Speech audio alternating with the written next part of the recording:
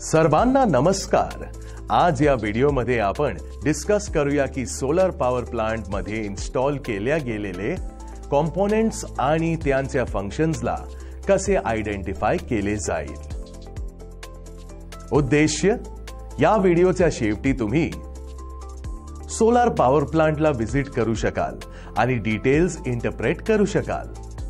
Solar plants मध्ये वापरल्या जाणाऱ्या कॉम्पोनेंट्सना ट्रेस आणि आयडेंटिफाय करू शकाल आणि त्यांची विशेष फंक्शन्स लिहू शकाल। सोलर पॉवर प्लांटच्या स्कीमॅटिक डायग्रामला प्रिपेअर आणि ड्रॉ करू शकाल।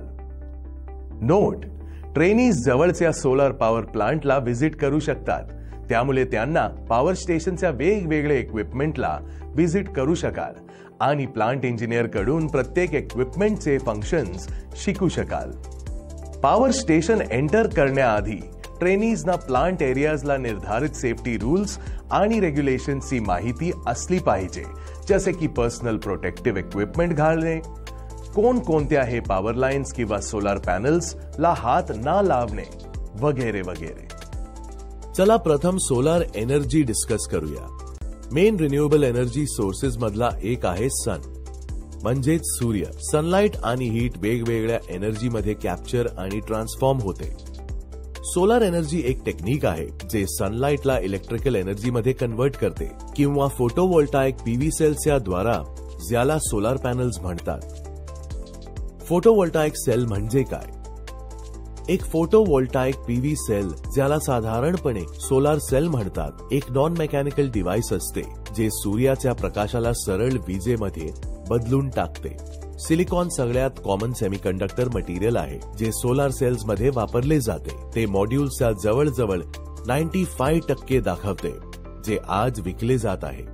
सूर्याने सोडलेले फोटॉन टिपण्यासाठी आणि त्यांचे इलेक्ट्रॉन प्रवाहात रूपांतर करण्यासाठी फोटोवोल्टाइक सेलमध्ये सेमीकंडक्टर पदार्थाचा वापर केला जातो। फोटॉन म्हणून ओळखले जाणारे प्राथमिक कण सोलार किरणोत्सर्ग वाहून नेताना 3 लाख किलोमीटर पर सेकंड वेगाने प्रवास करतात। जेव्हा फोटॉन्स पीएन जंक्शन वर एक सेमीकंडक्टर मटेरियलला स्ट्राइक करतो, तेव्हा जंक्शन ब्रेकडाऊन होते आणि इलेक्ट्रॉन्स बाहेर यायला सुरू होतात आणि मग परत लोडवर येतात। सोलर पॅनल्सने जनरेट होणाऱ्या पॉवरची अमाउंट सनलाइटच्या अमाउंटवर अवलंबून असते, जो सोलर सेलवर पडतो। पहिली स्टेप, सोलर प्लांट व्हिजिट करा आणि प्लांटचे डिटेल्स नोट करा। प्लांटची कॅपॅसिटी आहे 648 मेगावॉट्स। 400 किलोवॉट्स चे आउटपुट व्होल्टेज आहे। 1500 अँपिअर चे परमिटेड मॅक्सिमम लोड सर्किट आहे। दुसरी स्टेप, त्या सोलर प्लांट मध्ये वापरल्या जाणाऱ्या कंपोनेंट्सना ट्रेस आणि लोकेट करा। Total solar panel area 2500 acres, 10 kilometre square. Method of mounting panels. सगळ्यात छान सोलर पॅनल परफॉर्मन्स असतो डायरेक्ट सनशाईन एक्सपोजरच्या खाली। असे होण्यासाठी मॉड्यूल साऊथच्या दिशेने फेस करून अँगलवर पोझिशन्ड केले जाते। ग्राउंड माउंटेड पॅनल्स मध्ये स्ट्रक्चर खूपच सावधानपणे एका टिल्ट अँगल आणि ओरिएंटेशनच्या बरोबर सिलेक्ट केले जाते, त्यामुळे जास्तीत जास्त सनलाइट एक्सपोजर मिळू शकेल। Controller circuits. पॅनल मध्ये सिलिकॉन आणि कंडक्टर सनलाइटला डीसी मध्ये कन्वर्ट करतो, जो इन्व्हर्टर मध्ये फ्लो होतो। इन्व्हर्टर परत डीसी ला एसी मध्ये कन्वर्ट करतो, कारण पॉवर रिक्वायरमेंट्स एसी मध्ये आहे। मॉड्यूल बॅटरीच्या बरोबर सरळ कनेक्ट नाही केले जात, ते एका चार्ज कंट्रोलर आणि एक ऑन चार्ज रेग्युलेटर मॉड्यूल आणि बॅटरीच्या मध्ये वापरले जाते आणि इन्व्हर्टरला असे पाहिजे की तो एसी अप्लायन्सेस ऑपरेट करेल, त्यामुळे मॉड्यूल सोडून पूर्ण सिस्टम असतो, त्याला बॅलन्स ऑफ द सिस्टम म्हणाले जाते। एमपीपीटी कंट्रोलर मेन कॉम्पोनेंट्स मधला एक आहे। मॅक्सिमम पॉवर ऑपरेटिंग पॉइंटचे ड्रिफ्टिंग क्लायमेटवर निर्भर असल्यामुळे आणि त्याचा कमी वेळात अंदाज लावत येत नाही, तो कंट्रोलर सोलर पॅनल्सला हायेस्ट एनर्जी एफिशियन्सी रेशिओ मध्ये काम करत राहू देतो। Battery system install. तुम्ही परत त्या स्टोअर केलेल्या एनर्जीला कधी कधी वापरू शकता, जेव्हा तुमचे सोलर पॅनल्स जास्त वीज निर्माण करत नसतील। त्यात रात्र, पावसाळा आणि वीज जाण्याची वेळ हे सर्व सामील आहे। Solar panel companies lithium ion batteries prefer करते, कारण ते जास्त एनर्जी स्टोअर करू शकतात, त्या एनर्जीला बाकी बॅटरीजच्या पेक्षा जास्त वेळ ठेवतात आणि त्यात हायर डेप्थ ऑफ डिस्चार्ज असते। डीसी किंवा AC inverter capacity. Solar panels DC generate करतात, पण हाऊसहोल्ड आणि इंडस्ट्रीज मुख्यत्वे एसी कंझ्युम करतात. त्यामुळे इन्व्हर्टर सोलार एनर्जीला एका अशा फॉर्म मध्ये कन्व्हर्ट करतो जो कस्टमर्स द्वारे वापरला जाऊ शकेल. मुख्य करून दोन प्रकारचे इन्व्हर्टर्स असतात: स्ट्रिंग इन्व्हर्टर्स, ज्याला सेंट्रल इन्व्हर्टर्स पण म्हणतात, आणि मायक्रो इन्व्हर्टर्स. एका लार्ज स्केल युटिलिटी प्लांट मध्ये किंवा mid scale community solar project मध्ये प्रत्येक सोलार पॅनल बहुतेक एक सिंगल सेंट्रल इन्व्हर्टरला अटॅच होऊ शकतो. स्ट्रिंग इन्व्हर्टर्स एक सेट ऑफ पॅनल्सला जोडला जातो. एक स्ट्रिंग एक इन्व्हर्टरला, तो इन्व्हर्टर पूर्ण स्ट्रिंगने प्रोड्यूस केला गेलेल्या पॉवरला एसी मध्ये कन्व्हर्ट करतो.